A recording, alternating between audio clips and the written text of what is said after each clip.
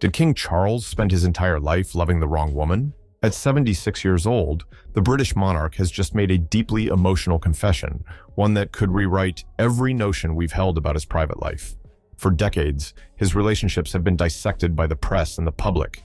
The ill-fated marriage to Princess Diana, the lengthy affair with Camilla Parker Bowles, the interviews dripping with awkward tension, and the scrutiny of every royal gesture. All these years later, a fresh truth has emerged. It's a truth woven into private letters, hidden regrets, and the silent burdens of a man born to carry the weight of an entire monarchy. For the first time, Charles has admitted what many suspected, but nobody truly confirmed. It's about the love that defined him, haunted him, and perhaps guided some of his most consequential decisions. The confession challenges the usual narrative of duty over desire, shining a revealing light on moments once lost behind the regal façade of official palace statements and stiff public appearances. By speaking openly, even briefly, he has shown the world a glimpse into the deepest chambers of his heart, a realm he's fiercely guarded for decades. Let's return to where the story began. In the autumn of 1977, Prince Charles, 29 at the time and the designated heir to the British throne, made a casual visit to Althorp House. It was here that he first crossed paths with a 16-year-old Diana Spencer.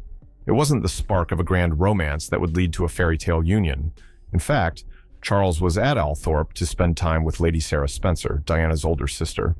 At that moment, Diana was just an onlooker, a reserved teenager with little inkling of the monumental path her life would eventually follow. Still, Diana's youthful sincerity and quiet warmth lingered in Charles's mind.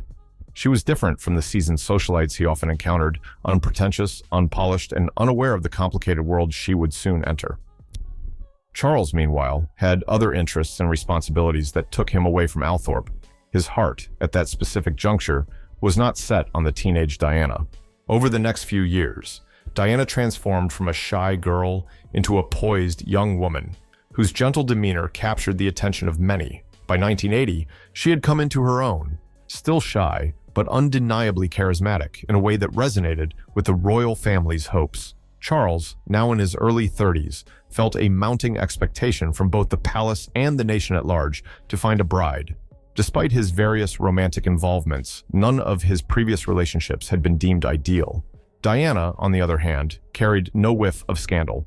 She was admired by the public and came from an aristocratic background, making her appear as the perfect candidate to stand beside the future King of England. Their courtship in 1980 was short and carefully managed, yet the world was quick to brand it a fairy tale in the making. Paparazzi and royal watchers documented every gesture, every glance, every fleeting moment between them. Whether it was a shared laugh at a polo match or a subtle touch on the shoulder, these minor interactions were magnified into evidence of a grand romance. But even then, behind the smiles and polite interactions, there was a sense that Charles was torn. Was he falling in love with Diana, or simply choosing the most sensible option in a life governed by duty and lineage? When their engagement was formally announced in early 1981, public celebrations soared. Photographers captured the couple standing together as Diana flashed that radiant, slightly bashful grin. Then came the question, "Are you in love?" Diana responded with a quiet but firm, "Of course." Charles followed with, "Whatever in love means." That phrase stuck. It clung to the narrative and foreshadowed an emotional distance that would become glaring as the years went on. On July 29, 1981, their wedding took center stage at St. Paul's Cathedral. Over 750 million people tuned in worldwide, eager to witness what had been dubbed the wedding of the century.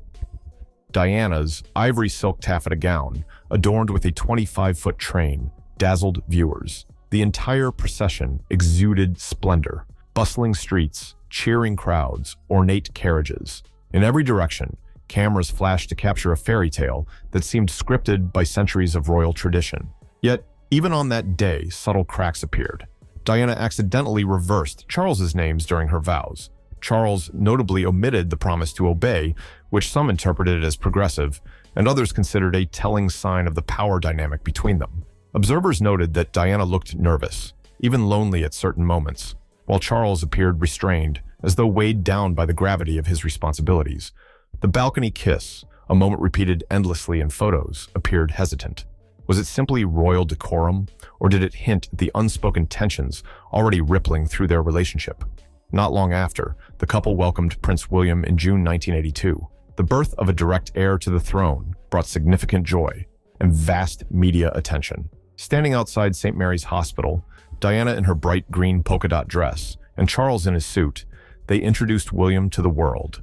Charles placed a gentle hand on Diana's back, a gesture widely interpreted as a tender sign of affection. Then came Prince Harry in 1984, another moment of global excitement. But behind the scenes, an emotional undercurrent persisted. Diana perceived Charles's initial response to Harry's red hair as underwhelming. She felt a sense of dismissal rather than celebration. These tensions grew, overshadowing the public happiness of two healthy sons and fueling Diana's sense of isolation. Diana embraced motherhood with intensity and devotion. She was not content to delegate childcare to nannies alone. She showed up in her sons' lives wholeheartedly, determined to raise them with warmth. Charles, shaped by a royal upbringing that emphasized restraint, struggled to match Diana's emotional involvement. His schedule overflowed with public duties, ceremonies, and travel. The difference in their parenting styles contributed to an ever-widening gap between them, one that love alone wasn't bridging. But there was another factor haunting their marriage, one that predated Diana: Camilla Parker Bowles. Charles and Camilla's story went back to 1970, when they first met at a polo match. Their connection was immediate. They shared a sense of humor, a fondness for the country life, and an ease in each other's presence. But timing never aligned. Charles went on naval duty, and Camilla eventually married Andrew Parker Bowles. Despite their separate paths, the emotional bond between Charles and Camilla never fully faded. Years later, even though both were married to other people, they rekindled their closeness. Diana sensed it, the press whispered about it, and the monarchy tried, without success, to keep it under wraps. By 1986, Charles was reportedly back in a deeper relationship with Camilla, though masked by the veneer of polite society. In 1989, Diana confronted Camilla face-to-face at a party, telling her, "I know what's going on." The confrontation resolved nothing, and no one was going anywhere. It was an emotional blow that Diana never fully recovered from, intensifying her feelings of betrayal and heartbreak. As the 1990s dawned, Charles and Diana's marriage stood on increasingly shaky ground. The constant glare of the media spotlight, combined with the unresolved love triangle, pushed them further apart. In December 1992, Prime Minister John Major announced their official separation to the House of Commons, marking a shocking first for the modern monarchy. Diana retreated into her philanthropic work, championing causes related to HIV/AIDS, homelessness, and landmine victims. Charles turned toward his duties, focusing on charitable pursuits through the Prince's Trust and continuing to appear at state functions. Their public images diverged rapidly. In 1995, Diana gave a now infamous interview to the BBC's Panorama. She spoke candidly about her suffering, her struggles with bulimia, and, of course, the dynamic that overshadowed her marriage. "There were 3 of us in this marriage, so it was a bit crowded." That single sentence crystallized the heartbreak of a global icon, laying bare her vulnerability in front of millions. She expressed doubt about Charles's suitability for the throne and admitted to her own extramarital affairs. Public sympathy aligned with Diana in a way the royal establishment had never experienced. The monarchy's composed exterior cracked under the weight of her revelations. The divorce came in August 1996. Diana lost the title Her Royal Highness, but retained admiration from the public. Charles, though freed from the official union, carried the burden of a battered public image and private sorrow. The event, while monumental, still did not prepare the world for what happened next. On August 31st, 1997, Princess Diana died in a car crash in Paris. The world was stunned, plunged into grief that was both intimate and collective. Bouquets and handwritten notes piled up outside Kensington Palace. News channels covered every angle of her passing. The monarchy's response, at first perceived as cold and distant, drew harsh criticism. Where was the Queen? Why wasn't the Union flag flying at half-mast? In the midst of it all, Charles quietly flew to Paris to bring Diana's body home. It was an action some viewed as his silent acknowledgement of how important she truly was to him, even though they were no longer married. The funeral, on September 6, 1997, became a moment of historical significance, not just for Britain, but for the world. As young Princes William and Harry walked behind their mother's coffin, eyes brimmed with tears across the globe, Charles, ever reserved, followed solemnly. The event was saturated with sorrow and reflection. While public blame shifted between the paparazzi, the royal family, and conspiracies, the undeniable fact was that Diana had become a legend in death, an icon that transcended the boundaries of monarchy.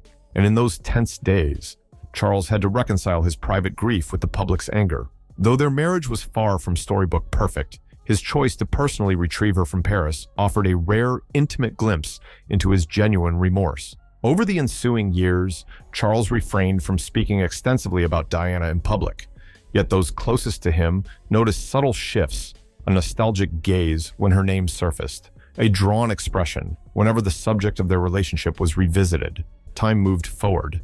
Camilla gradually stepped into a more public role, though acceptance did not come overnight. The British public, deeply loyal to the memory of Diana, viewed Camilla skeptically. Each step Charles took toward open affection for Camilla was measured and cautious, aware of the potential backlash. Yet Camilla did become an integral part of his life. They eventually married in a civil ceremony in 2005, followed by a religious blessing. With each passing year, Charles's public image stabilized, and the once controversial Camilla was gradually recognized by many as a supportive partner, far from the homewrecker image that early tabloids painted. And yet, Diana's aura never vanished. The public still adored her. Her philanthropic legacy endured, her fashion choices remained legendary, and her sons carried her memory with them.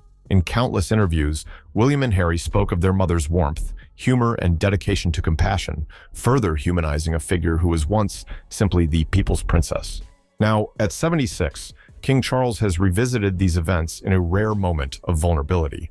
Although he has always been guarded, recent whispers from those close to him suggest that he uttered 4 words that stunned listeners. I loved her. By themselves, these words aren't extraordinary, but given the decades of silence, speculation, and the swirl of conflicting narratives, they resonate deeply. Was it a long-delayed admission of guilt, an acknowledgement of a love overshadowed by duty, or the final acceptance of a truth he couldn't speak before? For some, it's too little, too late. Diana's untimely passing robbed the world of any possibility of reconciliation. For others, it's a moment of humanization for Charles, proof that behind the stoic façade lies a man capable of regret and reflection. Age and experience can shift perspectives, and perhaps Charles reached a point where he could no longer deny the impact Diana had on his life and heart. His marriage to Camilla stands as evidence of a love that persisted through adversity, yet the specter of Diana remains undeniable. Even in official royal celebrations, references to her emerge. She is ever present in the hearts of her sons, the public, and now, quite openly, in the private reminiscences of Charles himself. Camilla, now Queen Consort, has weathered the storm of public opinion for decades. Standing next to Charles, she navigated hostility, scrutiny, and endless comparisons to Diana. She continues to fulfill her royal duties with relative steadiness, hosting engagements and supporting charities. While acceptance of Camilla has grown, particularly among a younger generation that sees her as part of a more modern, complex royal family, the memory of Diana remains iconic. To many, the unveiling of Charles's confession hints that Diana's role in his life was far more profound than he had previously shown, complicating the image of a stable, unwavering love between Charles and Camilla. Did Charles truly love Diana all along, only realizing it fully when it was too late? Or is his declaration a form of atonement, a way to acknowledge that Diana wasn't just a necessary bride for the monarchy, but someone whose humanity touched him more deeply than he could admit at the time? The question lingers, fueling renewed interest in one of the most examined royal relationships in modern history. The intricacies of the monarchy, with its labyrinthine protocols and expectations, have always muddied the waters of personal choice.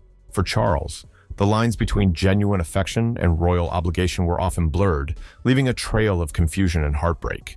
So here we are, decades after the royal wedding that everyone once believed was a living fairy tale.